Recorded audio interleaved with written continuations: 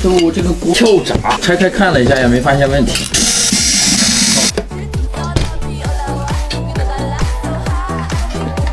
漏电了啊！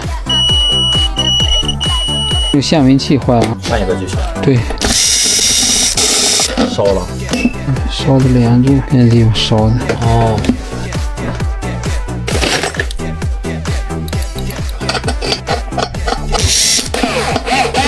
来，再摇一摇。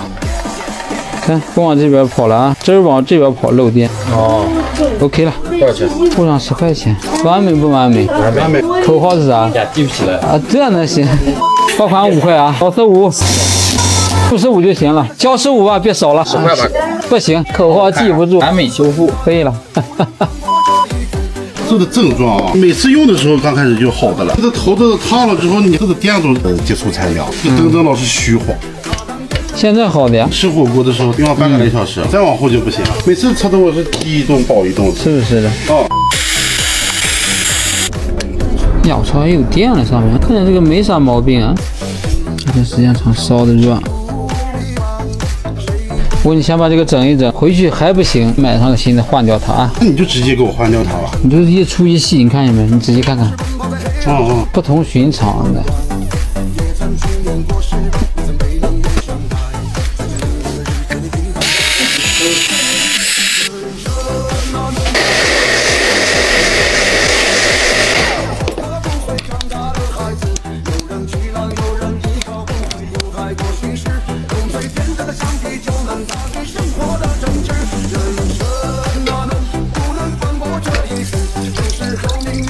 来，回来试一试。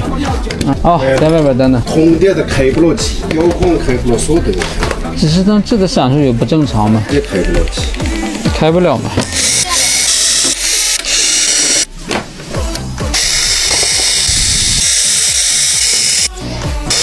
不开机，电源闪。首先检测这个供电板，电源板故障。今天给大家来个视频教学，怎么维修电源板。先上电，电源板发出一种吱吱的声音，说明它工作不正常。直接测300伏电压，看它有没有。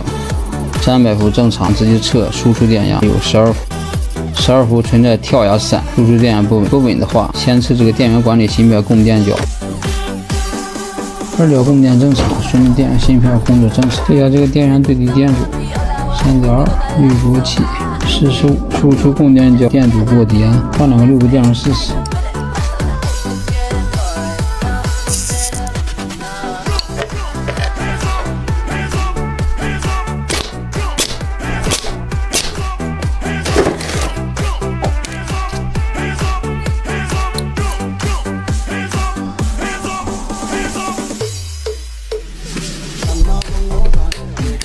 处理完了，再次上电。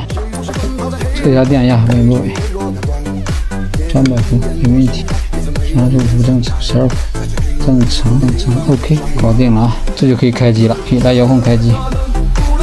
好了，完美点亮啊！专业的事情就是专业的人干，专业不到专业到哪去，就懂点吧。按照。